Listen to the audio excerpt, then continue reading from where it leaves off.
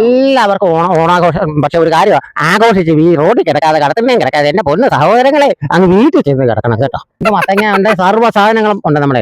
കണ്ണൻ ചേട്ടൻ ഈ നാട്ടുകാരൊക്കെ പേടിയാന്ന് പറയുന്നതായിട്ടുള്ള കണ്ണച്ചേട്ടൻ പണ്ടൊക്കെ പരന്നിപ്പാട്ടൊക്കെ പാടുവായിരുന്നു. കാര്യം എന്താ പറയുക, ഇതേകം മോനെ ഈ ചിലർ പറയാതിരിക്കാൻ ഒക്കത്തില്ല. ഈ വെറുതെ പോകുന്നതിന്റെ കൈയടിച്ച് വിളിക്കുന്നത് അറിയാം. മോനെ ഇങ്ങോട്ട് വന്ന് എനിക്ക് രണ്ട് നേരത്തെ പോവാൻ, മോനെ ഇങ്ങോട്ട് വന്ന് എനിക്ക് രണ്ട് നേരത്തെ പോകാൻ കൊടുക്കാതെ എങ്ങനെ പോകണം മക്കളെ അന്ന് പറയുന്നുണ്ട്. ഞാൻ താഴെ പറഞ്ഞോളൂ, ആരും തള്ളക്ക് വിളിച്ചല്ല കേട്ടോ. ഇപ്പം മക്കള് കാണാൻ വരാറുണ്ടോ? മക്കളില്ല, എനിക്ക് ഒരു മോനേ ഉള്ളൂ. ആവശ്യമില്ലാത്ത പറയരുത്. കണ്ടിടത്തൊക്കെ എനിക്ക് മക്കളുണ്ടെന്ന് പറയുന്നുണ്ടല്ലോ. ചെറുക്കമ്മ എന്റെ വെള്ളിക്ക് ഉണ്ട്. ഇന്ന് രാവിലെ വന്നിരുന്നു. ഊണ് കഴിക്കാൻ പോണെന്ന് പറഞ്ഞാൽ ഞാൻ പറയില്ല. വൈകിട്ട് അങ്ങോട്ടൊന്ന് പോകുന്നുണ്ട്. അത് പോകുന്നെന്ന് പറയുന്നത് ഒരു സദ്യയൊക്കെ ആയിട്ട് പാടി വരും തന്നല്ലേ ഞാൻ തന്നല്ലേ എന്ന് പറഞ്ഞു. ഒരു മനസ്സുമാണ്. ഒരൊറ്റ കാര്യം കൂടെ പറയാനുണ്ട്. നിങ്ങൾക്ക് ജീവിക്കണമെന്നുണ്ടെങ്കിൽ നിങ്ങൾ നിങ്ങളെ മനസ്സിലാക്കി ജീവിക്കുക. നാട്ടുകാരെന്ത് പറഞ്ഞു, കൂട്ടുകാരെന്ത് പറഞ്ഞു, അത് നമ്മുടെ പ്രശ്നമല്ല. എല്ലാം ഒരുപെട്ട എല്ലാം ഒരുപോലെ തന്നെ. ഒരാൾ പോകട്ടും ആ മനസ്സിലങ്ങ് പോയേക്കാമെങ്കിൽ വിക്കി അതല്ലേ നല്ല. ഈ ഒരു കാര്യം ഞാൻ പറയാം, ഈ നാട്ടുകാരെന്നൊരു സംഭവം എന്ന് വെച്ചാൽ കൂട്ടം കൂടുമ്പോഴാണ് ഒരു കുടുംബം ഉണ്ടാകുന്നത്. ഒരു കുടുംബം എന്ന് വെച്ച് കഴിഞ്ഞാൽ എന്താ പറയാ, ഒരു കൂട്ടമാണ്. കുടുംബം ഉണ്ടാകുന്ന ഇമ്പത്തിനാണ് കുടുംബം എന്ന് പറയുന്നത്. ഈ കുഞ്ഞുങ്ങള് അവരുടെ സ്റ്റൈൽ, ഇന്നത്തെ കാലഘട്ടത്തിൽ അവര് സ്റ്റൈലൊക്കെ കാണിച്ചു നടക്കുമ്പോൾ ചുമ്മാതെ കുറെ പ്രായമായ ആൾക്കാർ പറയുന്നത് ഇവര് കഞ്ചാവാ. പക്ഷെ എനിക്കറിയാവുന്ന പിള്ളേരാരും കഞ്ചാവ് ഉപയോഗിക്കുന്നില്ല. അവരവരുടെ സ്റ്റൈൽ അതാണ്.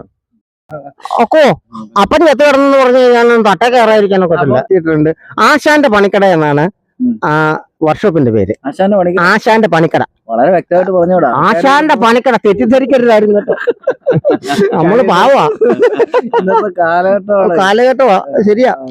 വേണ്ടേ ഈ ഇരിക്കുന്ന ഈ നമ്മുടെ സ്വന്തം മനാഫ് ഇതുപോലെ ചില കാര്യങ്ങൾക്കൊക്കെ എന്നെ വിളിച്ചുകൊണ്ട് പോയിട്ടുണ്ട്. മനാഫിനെ ഞാൻ പരിചയപ്പെടുന്ന ആ ശ്രീനാരായണ ഗുരുദേവൻ സീരിയലിനകത്ത് വെച്ചാണ്. ഈ പഹയം കൊണ്ടൊന്ന് മീശയൊക്കെ പഠിപ്പിച്ച് ഒരു വല്ലാത്ത ചെറിയൊരു ക്യാരക്ടർ ഉള്ള എങ്കിൽ തന്നെ ഗുരുദേവൻ. അതെ അതെ. കണ്ണൂരിന് പോയി ഒരു പ്രൊഡ്യൂസറെ തപ്പി പോയതാ. അതൊരു പോക്കായിരുന്നു ശരിയല്ലേ? സിനിമ തീർത്തു, പക്ഷെ ഞങ്ങളുടെ പോക്ക് ഒരു പോക്കായിരുന്നു. എന്ന് പറഞ്ഞു കഴിഞ്ഞാൽ ഒക്കെന്നിടത്തോളം ഓടുക, നല്ല രീതിയിൽ ഓടിക്കുക.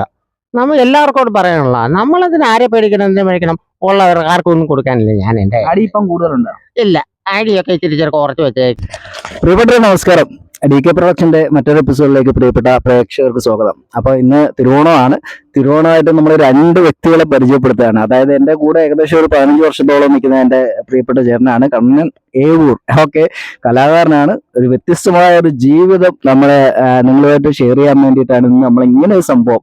അതേപോലെ തന്നെ നമ്മുടെ പ്രിയപ്പെട്ട വിക്കി എന്റെ കൂടെ കഴിഞ്ഞ ഔഡി പ്ലസ് മുതൽ ഏകദേശം എനിക്ക് തോന്നുന്ന ഒരു 5 വർഷമായില്ലേ, 5 വർഷത്തോളമായിട്ട് എന്റെ കൂടെ നടക്കുന്ന വ്യക്തിയാണ് നമ്മുടെ വികാസിനും ഒരു ഡിഫറെന്റ് ജീവിതമാണ്. വികാസിന്റെ ഹെയർ സ്റ്റൈലൊക്കെ നോക്കി അവൻ പൊളിയാണ്. അപ്പൊ എന്തായാലും നിങ്ങളുമായിട്ട് നിങ്ങളുടെ ജീവിതശൈലിയും കാര്യങ്ങളും ഒക്കെ ആയിട്ട് ഇതേപോലെ എക്സ്പ്ലോർ ചെയ്യാൻ പറ്റും. കാര്യം അത്തരത്തിൽ ഒരു സിറ്റുവേഷൻ ആയിരിക്കാം ഒരുപക്ഷെ രണ്ടുപേരുടെയും. അപ്പൊ എന്തായാലും ഇവരുടെ ജീവിതത്തിലേക്ക് നമുക്ക് കടന്നു പോകാം. അതേപോലെ പ്രിയപ്പെട്ട ഹാപ്പി വേണം.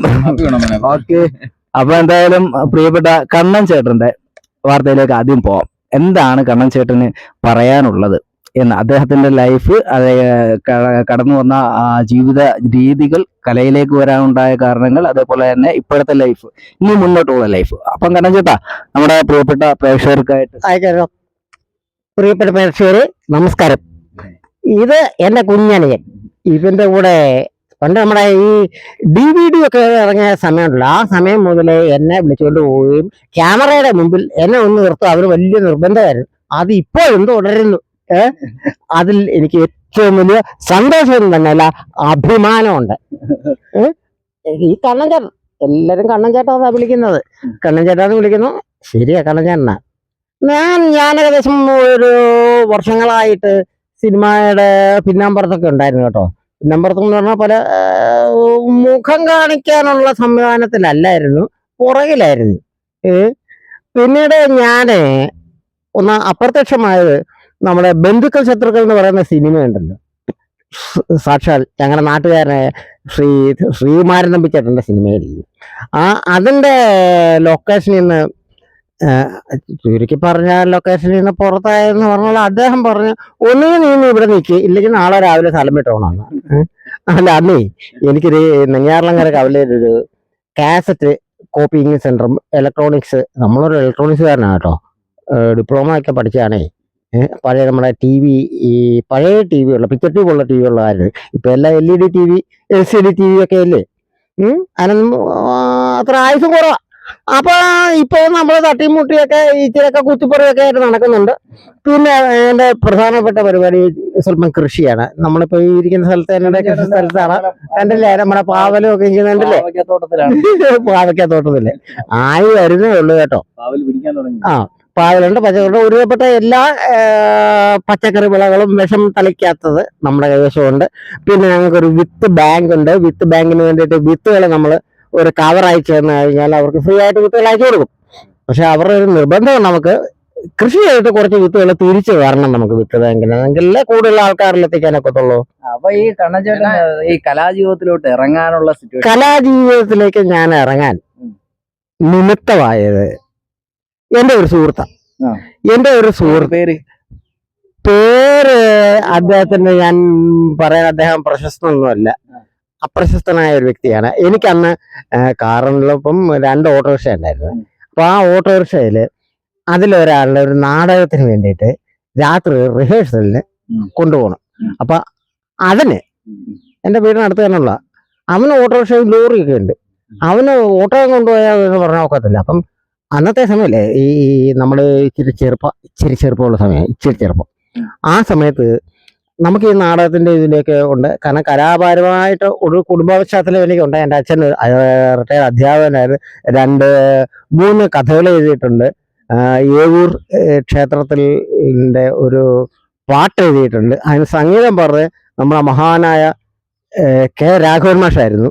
റെക്കോർഡ് ചെയ്തത് തരങ്ങിണി സ്റ്റുഡിയോയിലാണ്. യേശുദാസൻ അന്ന് പാടാനൊക്കെ അഞ്ഞുണ്ട്. വിജയ യേശുദാസിന്റെ പിറന്നാൾ ദിവസം ആയതുകൊണ്ട് അദ്ദേഹം പാടിയില്ല, പകരം വേറൊരാളാണ് പാടിയത്. അപ്പൊ അങ്ങനെ നമുക്ക് ചില കലാപരമായ വകുപ്പുകളൊക്കെ ഉണ്ട്. കഥാപ്രസംഗങ്ങൾക്ക് എൻ്റെ ചിറ്റപ്പൻ, അച്ഛൻ്റെ അനുജൻ, അദ്ദേഹം അധ്യാപകനാണ്. അദ്ദേഹം മൃദംഗിസ്റ്റാണ്, ഡക്കാത്തബല. അപ്പൊ ഇവരുടെ കൂട്ടത്തിൽ എല്ലാത്തിലും നമ്മളും പോവും പുറകെ വശത്തൊക്കെ ഇരിക്കാൻ. അപ്പൊ ഏവരുടെ പ്രത്യേകത എന്ന് പറഞ്ഞാൽ കഥകളിയുടെ നാടാണ്, തുള്ളലിന്റെ നാടാണ്. ഒരുപാട് കലാകാരന്മാരോടുണ്ട്. കലാമണ്ഡലവുമായിട്ട് ബന്ധപ്പെട്ട് തന്നെ ഉള്ളതും കലാമണ്ഡലത്തിന്റെ ഒരു ആനക്സ് ഇവിടെ ഉണ്ട്.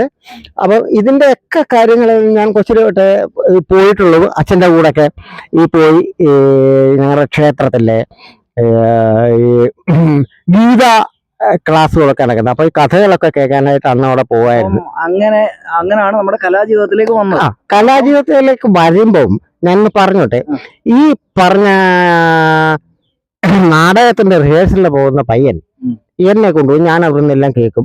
സത്യം പറയാമല്ലോ കൂട്ടുകാര്, അന്ന് അവിടെ ചെല്ലുന്ന പറഞ്ഞാൽ ഈ നാടകത്തിന്റെ റിഹേഴ്സൽ ക്യാമ്പ് എന്ന് പറയുമ്പോൾ മദ്യം ഒഴിവാക്കാത്ത ഒക്കുന്ന സംഗതിയാണെങ്കിൽ ഇവിടെയൊക്കെ മദ്യമുണ്ട്. അപ്പൊ അവിടെ ചെല്ലുമ്പോൾ എനിക്ക് ഇവര് നമ്മൾ ഉറക്കമുള്ള ചവിട്ടിരിക്കുകയില്ലേ, മദ്യം കൊണ്ടുവന്ന് തരൂ. എനിക്കിപ്പോഴും ഓർമ്മയുണ്ട്, ഒരു വാഴക്കൂട്ടത്തിനിടയ്ക്കാണ്. ആ വാഴക്കൂട്ടത്തിനിടയ്ക്ക് കുത്തിയിരുന്ന ഒരു ചേട്ടായി എനിക്ക് ഒഴിച്ചു തരും. ഞാൻ വിചാരിച്ചു എന്താ നമ്മളുള്ള സ്നേഹം കൊണ്ട് ഒഴിച്ചു തരുന്നത്. പക്ഷെ അത് പാരയായിരുന്നു പിന്നീടാ മനസ്സിലായത്, 4 ദിവസം കഴിഞ്ഞപ്പം. അപ്പം ഈ പറഞ്ഞ പോലെ കലാമെന്ന് പറഞ്ഞാൽ ഞാൻ കോട്ടയത്താണ് ഏറ്റവും കൂടുതൽ ഇലക്ട്രോണിക്സ് വർക്ക് ചെയ്തതിലും. അന്ന് ഒളശ്ശയിലെ നമ്മളെ നാടകാചാര്യന്റെ വീട്ടിലെ നാടക കളരിയിൽ റിഹേഴ്സൽ കേളാൻ എനിക്ക് ഭാഗ്യം ഉണ്ടായിട്ടുണ്ട്. ആരാണെന്ന് പറയണ്ടായല്ലോ, ആരായിരിക്കും? കേറി വാടാ മക്കളെ, ആരാ? നമ്മുടെ വിജയരാഘവന്റെ അച്ഛൻ ആരാണ്? സാക്ഷാൽ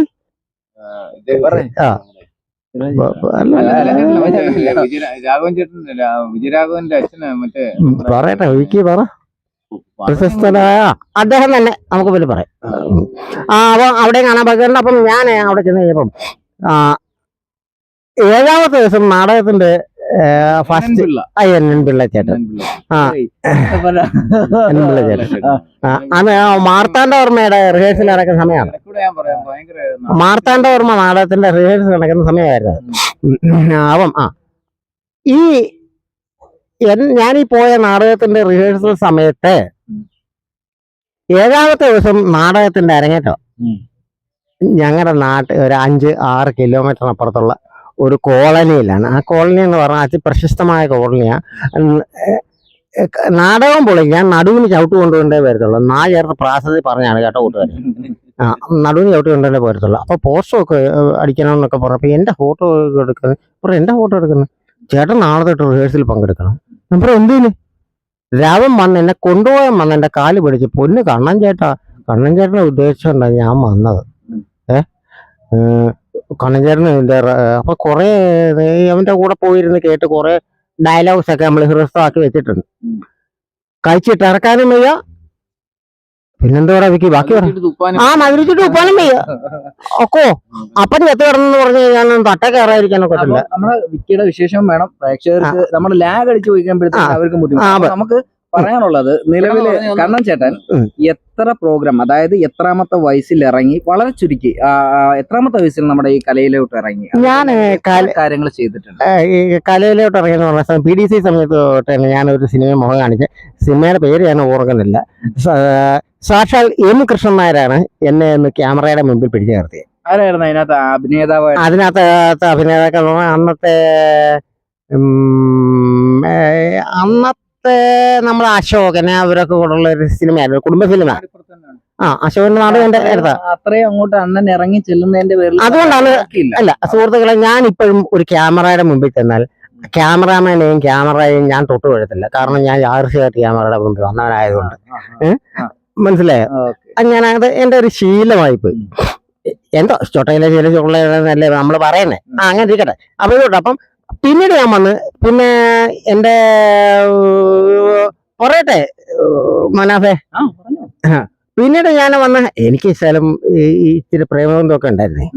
അപ്പം ഞാന് ശ്രീനാരായണ ഗുരുദേവൻ എന്നൊരു സീരിയലിനകത്ത് 3 വർഷം എൻ്റെ കൂടെ ഉണ്ടായിരുന്നു, മുമ്പിലും പുറകിലും എല്ലാം.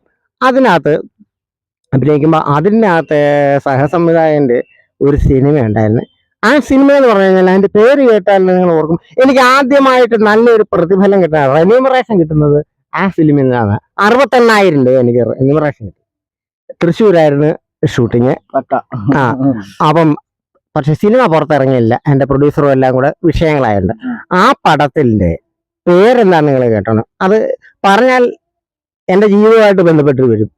കാരണം സിനിമയുടെ പേര് നായരിയക്കൻ നസ്രാണി കൊച്ചു വന്ന് എന്ന് പറഞ്ഞ പോലെ എൻ്റെ ജീവിതത്തിലും ഒരു നസ്രാണി പെണ്ണുപിള്ളയാണ് എൻ്റെ ഭാര്യ. ഞാൻ ആരോടും പറയണ്ടല്ലോ സുഹൃത്തുക്കളെ, ഇങ്ങനെ ഒരു സംഭവം എനിക്കുണ്ട്. ആ സിനിമയുടെ പേര് തന്നെ വന്നു. അതായത് അത്ഭുതമല്ലേ? അറിയായിരിക്കും.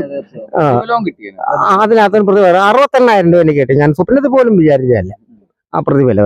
കാരണം അതിനകത്ത് മുഴുവൻ കോമഡി വേഷമായിരുന്നു. അതിനകത്ത് നായകനേക്കാൾ പ്രാധാന്യമുള്ള ഒരു വേഷം എന്ന് പറഞ്ഞാൽ ഒരു സ്കൂട്ടർ 2 വീലർ മെക്കാനിക്കാണ്.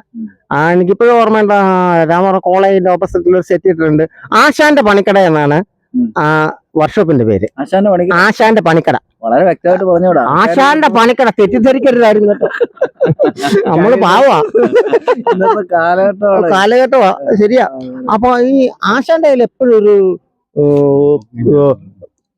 പിസ്റ്റൺ കാണും. ഈ 2 വീലറിന്റെ പിസ്റ്റൺ ആശാൻ എപ്പോഴും അതായത് ഇങ്ങനെ തിരുമിക്കൊണ്ടേ ഇരുത്തും. ഇങ്ങനെ ഒരു നോട്ടമുണ്ട്.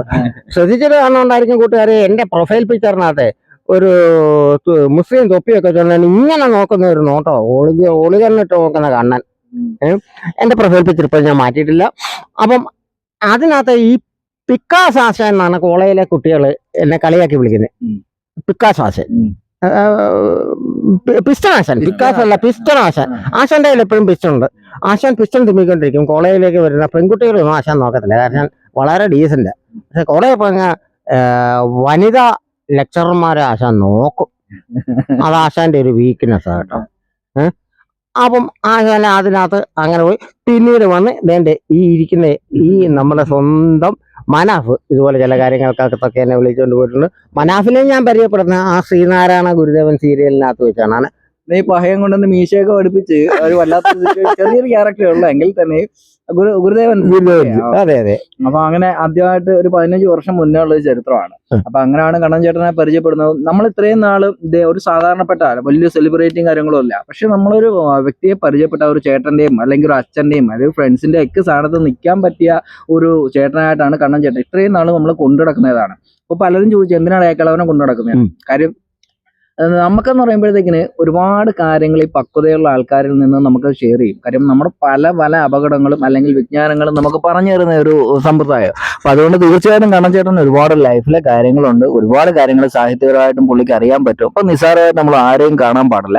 അപ്പൊ എന്റെ ഏറ്റവും പ്രിയപ്പെട്ട കാര്യം ഇങ്ങനെ ഒരു ഇന്റർവ്യൂ തിരുവോണമായിട്ട് ഞാനിവിടെ എടുക്കാനുള്ള കാരണം എന്ന് പറയുമ്പോൾ സാധാരണപ്പെട്ട ഒരുത്തന് ചാനലിൽ ഇന്റർവ്യൂ കൊടുക്കാനോ അല്ലെങ്കിൽ ഒരു അവസരം കൊടുക്കാനോ ഒന്നും ആരും മുന്നോട്ട് വരുന്നില്ല. പക്ഷെ അവർക്കൊക്കെ ജീവിതത്തിൽ ഒരുപാട് കാര്യങ്ങൾ പറയാനും കാര്യങ്ങളും ഒക്കെ കാണും. അതുകൊണ്ട് തന്നെ ഏറ്റവും വലിയൊരു അനുഗ്രഹമാണ് ഇങ്ങനെയുള്ള ഒരു വേദികൾ. കാരണം നമ്മൾ ജീവിച്ചിരിക്കുമ്പോൾ ഇതേപോലെ ചെയ്തു പോകുന്ന ഇന്റർവ്യൂകൾ കലാകായികമായിട്ടുള്ള കാര്യങ്ങളായിരിക്കും നമ്മൾ മരിച്ചു പോയി കഴിഞ്ഞാലും തീർച്ചയായിട്ടും ഈ ലോകത്ത് നിലനിൽക്കുന്നത്. അപ്പം കണ്ണൻ ചേട്ടാ നമ്മുടെ ലൈഫിനെ കുറിച്ചിട്ട് ഒന്ന് പറയാം. ഒരു കാര്യം കൂടി ഞാൻ ഓർമ്മിച്ചോട്ടെ. മനാഫിനറിയാം, നമ്മുടെ മനാഫിന്റെ ഒരു സിനിമയുടെ ഔഡി പ്ലസ് എന്ന് പറയുന്ന ഒരു സിനിമയുടെ തിരക്കഥയായിട്ട് ഞങ്ങള് കണ്ണൂരിന് പോയി. ഒരു പ്രൊഡ്യൂസറെ തപ്പിപ്പോയതാ. അതൊരു പോക്കായിരുന്നു പറഞ്ഞു. ശരിയല്ല മനസ്സ്. സിനിമ തീർത്തു, പക്ഷെ ഞങ്ങളുടെ പോക്ക് ഒരു പോക്കായിരുന്നു. എന്താന്ന് പറഞ്ഞാല് ഞങ്ങൾ പോയത് എന്തിനാ, പ്രൊഡ്യൂസറെ കാണാൻ പോയതാണ്. എന്തുകൊണ്ട് സ്ക്രിപ്റ്റും കൊണ്ട് ഞങ്ങൾ ട്രെയിനിൽ കയറിച്ച് നമ്മുടെ ഇറങ്ങിയ സ്ഥലം ഏതായിരുന്നു? വടകര ഇറങ്ങി. ഞങ്ങൾ സ്ക്രിപ്റ്റ് ട്രെയിനെ വെച്ച് ഇറങ്ങി പോന്നു. അപ്പൊ ഇറങ്ങി പോന്നു. അപ്പൊ യാദൃശ്യമായിട്ട് അതിനകത്തൊരു പോലീസുകാരനുണ്ടായിരുന്നു, റെയിൽവേ പോലീസ്. അയാളൊക്കെ എന്താ വെച്ച് പരിചയപ്പെട്ടോണ്ട് അയാളെ എടുത്തിരുന്ന് ഞങ്ങള് കണ്ണൂർ റെയിൽവേ സ്റ്റേഷനുമായിട്ട് കോണ്ടാക്ട് ചെയ്ത് കണ്ണൂർ പോയി നമ്മളാ തിരക്കഥ എടുത്തോണ്ട് വന്നു. പിന്നീട് 3 വർഷങ്ങൾക്ക് ശേഷമാണ് നമ്മൾ ആ സിനിമ ഇറക്കിയത്. ശരിയല്ലേ? അതിനകത്ത് ഞാനൊരു വേഷം ചെയ്തിട്ടുണ്ട്. തെറ്റിരിക്കരുത്, നമ്മൾ ഇച്ചിരി ഈ കള്ളും വെള്ളമൊക്കെ കുടിക്കുന്ന വ്യക്തികളുണ്ട്. ഈ അവന്റെ ഒപ്പിൽ ഒരു ഷാപ്പ് സീനിലൊരു പാട്ടുണ്ട്. അപ്പൊ അതിനകത്ത് ഒറിജിനൽ പാട്ടുകാരനായിട്ട് തന്നെ ഇരുന്ന് അത് ആലയൊക്കെ കേട്ട് നമ്മളങ്ങനെ തകർത്തില്ലല്ലേ വരാവേ. കണ്ണൻ ചേട്ടന് ഇങ്ങനെ ഒരു കുഴപ്പമുണ്ട്. കാര്യം ഈ അടി എന്ന് പറയുന്ന സാധനം ചില സമയത്ത് വൈബ്രേഷൻ. ഞാനപ്പം നമ്മുടെ കോളനിക്കകത്തും ഒരു ചെറിയ സീൻ പാഷാണ ഷാജിയായിട്ടുണ്ട്. ഞാൻ പറഞ്ഞ കണ്ണൻ ചേട്ടൻ അടിക്കല്ലേ, എന്നെ നല്ലൊരു സീക്വൻസാ. പുള്ളിക്കാരന് ഇച്ചിരി നേരം അവിടെ നിന്നിട്ട് ആരോ വിളിച്ചോണ്ട് പോയി ചാമ്പി. അപ്പൊ അവസാനം പാഷാണം ചാജി എന്ന് ഡയലോഗ് പറഞ്ഞപ്പോ പുള്ളിയുടെ വാക്കൊന്നും തിരിയുന്നില്ല. ചാജി പറഞ്ഞ എന്റെ പൊന്ന്. അപ്പൊ 8ാം ക്ലാസ് ക്യാമറ ബാഗ് കൊണ്ട് വെക്കുന്നു. കാര്യം വേറെ ഗതിയില്ല. എങ്കിലും കണ്ണൻ ചേട്ടനോടുള്ള ഒരു താല്പര്യം കൊണ്ട് ഞാൻ തീർച്ചയായിട്ടും കോളനി മൂവിയിൽ കണ്ണമാരി വെച്ചിട്ട് ഒരു സീക്വൻസ് ഉണ്ടായിരുന്നു. ഷാജിയുടെ കൂടെ തന്നെ ആ ഷാജിയുടെ ചായകട സീനിനകത്ത് ഉൾപ്പെടുത്തിച്ചിട്ടുണ്ട്. അപ്പൊ അതിനുശേഷം കില്ലർ MDMA എന്ന് പറയുന്ന വർക്ക്, പിന്നെ ചെറിയ വെബ് സീരീസ് മോഡൽ നമ്മുടെ വിക്കിയും കാക്കായുമായിട്ട് നടന്നു പോകുന്നുണ്ട്. അപ്പം തീർച്ചയായിട്ടും കുറച്ച് കഥാപാത്രങ്ങളെ നിങ്ങളുടെ മുന്നിലായിട്ട് തീർച്ചയായിട്ടും വരും. അപ്പം നമ്മൾ പരസ്പരം നമ്മൾ സപ്പോർട്ട് ചെയ്യാത്തേ ഉള്ളൂ. അപ്പം എന്താണ് ഇനി മുന്നോട്ടുള്ള ഭാവി? ഇനി മുന്നോട്ടുള്ള എന്ന് പറഞ്ഞു കഴിഞ്ഞാൽ ഒക്കെന്നിടത്തോടെ ഓടുക, നല്ല രീതിയിൽ ഓടിക്കുക. നമ്മൾ എല്ലാവർക്കും പറയാനുള്ള, നമ്മളതിന് ആരെ പേടിക്കണം, എന്തിനു പേടിക്കണം? ഉള്ളവർക്ക് ആർക്കും ഒന്നും കൊടുക്കാനില്ല. ഞാൻ എന്റെ അടി ഇപ്പം കൂടുതലുണ്ടോ? ഇല്ല, അടിയൊക്കെ ഇച്ചിരി കുറച്ച് വെച്ചേക്കുക. പിന്നെ അസുഖങ്ങളുണ്ട്, ഷുഗറുണ്ട്, അതിൻ്റെതായ ചില അസ്വസ്ഥതകൾ ഉണ്ട്. അതൊക്കെ ഒരു അഡ്ജസ്റ്റ്മെന്റിൽ അങ്ങ് പോകുന്നു. എന്ന് പറഞ്ഞ് ഇനിയിപ്പോ എന്തോ നോക്കാനാവും. മധുരമൊക്കെ ഞാനിപ്പോ പായസം കഴിച്ച്. പിന്നെ എനിക്ക് ചില്ലറ അസുഖം നമുക്ക് അടുത്ത ഓണത്തിനും കാണാം. അല്ലേ മനാഫേ?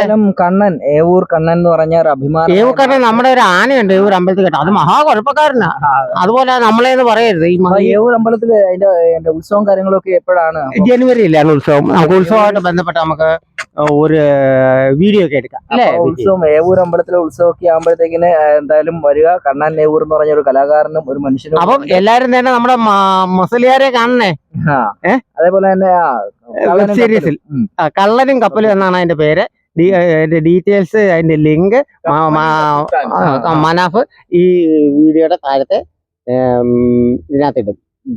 എന്തായാലും നമ്മുടെ പ്രേക്ഷകരോട് എന്താണ് ഓണമായിട്ട് എന്താണ് അവർക്ക്? എല്ലാവർക്കും ഓണാഘോഷം. പക്ഷെ ഒരു കാര്യമാണ്, ആഘോഷിച്ച് ഈ റോഡിൽ കിടക്കാതെ, കടത്തിനെയും കിടക്കാതെ, എന്റെ പൊന്ന് സഹോദരങ്ങളെ അങ്ങ് വീട്ടിൽ ചെന്ന് കിടക്കണം കേട്ടോ. ഓക്കെ. അപ്പൊ എന്തായാലും ഇവരുടെ ഒരുപാട് ചരിത്രങ്ങൾ, ജീവിതത്തിലെ കുറെ പ്രശ്നങ്ങളൊക്കെ ഉണ്ട്. അത് നിങ്ങളും ഈ ഒരു അവസ്ഥയിൽ കൂടിയൊക്കെ വന്നിട്ടുണ്ടായിരിക്കുന്ന ഒരു അവസ്ഥയായിരിക്കും ഇപ്പോ.